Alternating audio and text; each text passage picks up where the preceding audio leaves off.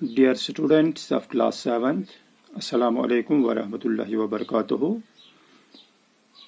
आज 31 मई 2021 डेट है। हम सोशल साइंस की किताब आवर एनवायरनमेंट का चौथा टॉपिक आयर पढ़ने जा रहे हैं। कल हमने तीसरा टॉपिक जो इस किताब का था, changing face of our earth, वो मुकम्मल किया था। और आज का जो टॉपिक है दिस इज आयर, या जहाँ इसे जिसे हम एटमॉस्फेयर कहते हैं।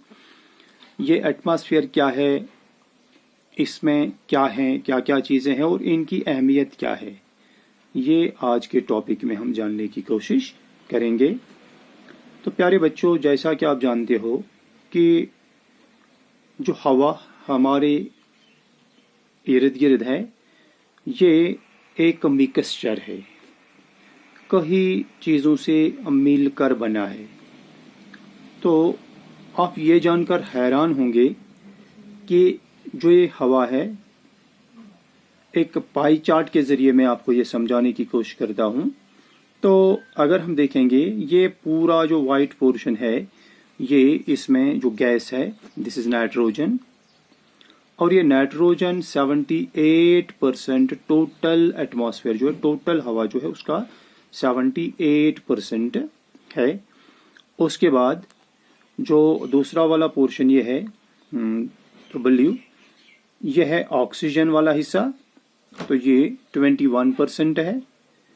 अब इन दो को छोड़ के अगर हम इन दो को देखेंगे तो ये 99% A2 गैस बनते हैं। और इसके बाद जो 1% का यहाँ पे पोर्शन रहता है, उसमें आर्गन 0.93% है, यानी 1% जो है उसका 93% आर्गन का है। और उसके बाद कार्बन डाइऑक्साइड 0.03%, और जो बाकी अदर गैसेस हैं उनका 0.04% टोटल बनता है। तो पाई चार्ट के जरिए मैंने ये समझाने की कोशिश की है कि इसमें कौन सा गैस किस मात्रा में पाया जाता है, कितना पाया जाता है। तो थोड़ा गौर कीजिए, अगर हम गैस जो लेंगे मुख्तलिफ जो इसमें हैं उनकी परसेंटेज देखेंगे तो सबसे पहले आपको जो नाइट्रोजन मिलेगा 78%, ऑक्सीजन जो है वह है 21%, ऑक्सीजन के बाद आर्गन है 0.03%, कार्बन डाइऑक्साइड ये 0.93% है, कार्बन डाइऑक्साइड 0.03%। अदर गैसेस देखिए, इस अदर गैसेस में हीलियम है, हाइड्रोजन है, ओजोन लेयर है और बाकी जो है, और इसके साथ डस्ट पार्टिकल्स, ये पूरा जो है 0.04% बनाते हैं। और मिला के जब देखते हैं तो ये पूरा 100 आ जाता है, 100% आ जाता है। अब हम आज के टॉपिक में ये देखेंगे कि ये गैसेस जो हैं इनकी अहमियत क्या है। देखिए बेटो, अगर आप बच्चों पहला गैस जो इसका है, जो नाइट्रोजन का है, तो ये सबसे ज्यादा मात्रा में पाया जाता है, सबसे ज्यादा तादाद में इस जो हमारा एटमॉस्फेयर है इसमें पाया जाता है। अब सबसे ज्यादा पाया जाने वाला गैस हमारे लिए अहम क्या क्यों है, ये गो कि अगर इसे प्लांट्स डायरेक्टली इस्तेमाल नहीं करते, लेकिन प्लांट्स जो होते हैं इन या जमीन में कुछ इनके जो रूट्स होते हैं प्लांट्स के, ये इस नाइट्रोजन का इस्तेमाल करके इसे ग़िज़ाई सूरत में तब्दील करते हैं। और कुछ बैक्टीरिया होते हैं जिन्हें हम नाइट्रोजन फिक्सिंग बैक्टीरिया कहते हैं, ये भी जमीन में होते हैं। ये अपने पास इन ये बैक्टीरिया इस नाइट्रोजन को जज़ब करके बाद में प्लांट्स को सपोर्ट देते हैं। तो इस तरह नाइट्रोजन जो प्लांट्स की डेवलपमेंट है इनके लिए काफ़ी अहम है। और आपने देखा होगा कि कहीं कहीं ज़मीन में नाइट्रोजन की कमी हो जाती है, तो बाद में हमें इसे यहाँ से ये नाइट्रोजन ऐड करना पड़ता है। फिर दूसरा है, जो दूसरा नंबर पर आता है वो है ऑक्सीजन। तो ऑक्सीजन के मुतालिक आप जानते हो this is the second largest gas in air. जो इंसान और दूसरे हैवानात जो हैं ये इस ऑक्सीजन को इनहेल करते हैं, अपने अंदर जो ये हवा लेते हैं तो यही ऑक्सीजन लेते हैं। आजकल आपको इस ऑक्सीजन की ज़्यादा अहमियत का अंदाज़ा हुआ ही होगा, क्योंकि हर एक तरफ इस ऑक्सीजन की डिमांड बढ़ती जा रही है। क्योंकि जिस दौर में आज हम गुजर रहे हैं और जो महामारी यहाँ चल रही है कोविड-19 की, तो इसमें सबसे ज़्यादा प्रॉब्लम जो हो जाती है वो ये डिफिशिएंसी ऑफ ऑक्सीजन है। इसलिए हमें खुद सोचना चाहिए कि इस ऑक्सीजन की लेवल को एटमॉस्फेयर में बरकरार रखने के लिए कुदरत ने जो तवाज़ुन कायम किया है, कुदरत ने जो काम किया है, इसमें हमारी भी अब कुछ जिम्मेदारी है, वो हमें निभानी चाहिए।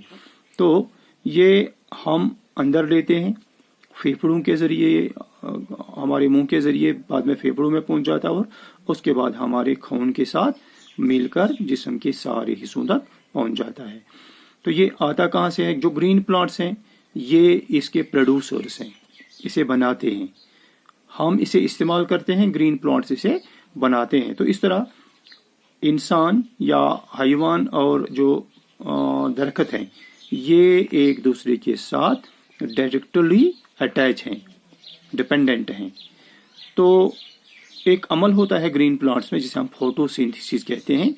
ये फोटोसिंथेसिस के जरिए ही प्लांट्स जो हवा लेते हैं उसमें से कार्बन डाइऑक्साइड वगैरह जो है कार्बन को यूटिलाइज करते हैं और ऑक्सीजन को रिलीज करते हैं, और इस तरह एक बैलेंस, ऑक्सीजन की बैलेंस डेवलप हो जाती है। और अगर हम इन प्लांट्स को, इन पेड़ों को काटेंगे तो ये ऑक्सीजन की जो बैलेंस है ये डिस्टर्ब हो सकती है। फिर दूसरा गैस है अगला कार्बन डाइऑक्साइड। तो आपको मालूम है कि ग्रीन प्लांट जो हैं इस कार्बन डाइऑक्साइड का इस्तेमाल करते हैं और वापस ऑक्सीजन देते हैं जिसे एनिमल्स इस्तेमाल करते हैं।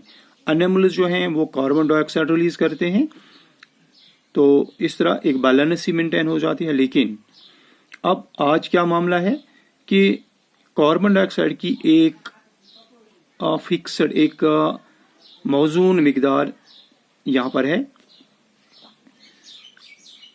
इस एटमॉस्फेयर में है।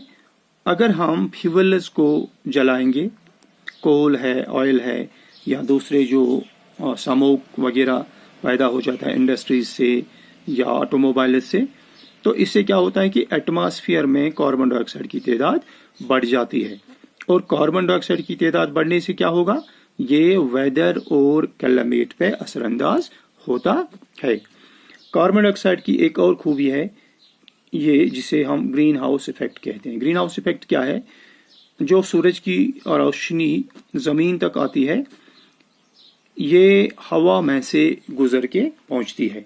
अब इस हवा में कार्बन डाइऑक्साइड एक गैस है जिसकी खूबी है कि ये इन सन रेज को, इन हीट रेज को ट्रैप करती है, और इस ट्रैपिंग से क्या होता है कि हमारा एटमॉस्फेयर गर्म रहता है। जो हमारा जो कुर्रा जमीन है ये गर्म हो जाती है, जिससे यहाँ पे फसल वगैरह पैदा हो जाते हैं। लेकिन जब इसकी तादाद बढ़ जाती है तो एक और प्रॉब्लम खड़ी हो जाती है, वो ये है कि टेम्परेचर जो है जमीन का बढ़ जाएगा, और इस जमीन के टेम्परेचर बढ़ने के साथ साथ इसे हम ग्लोबल वार्मिंग कहते हैं।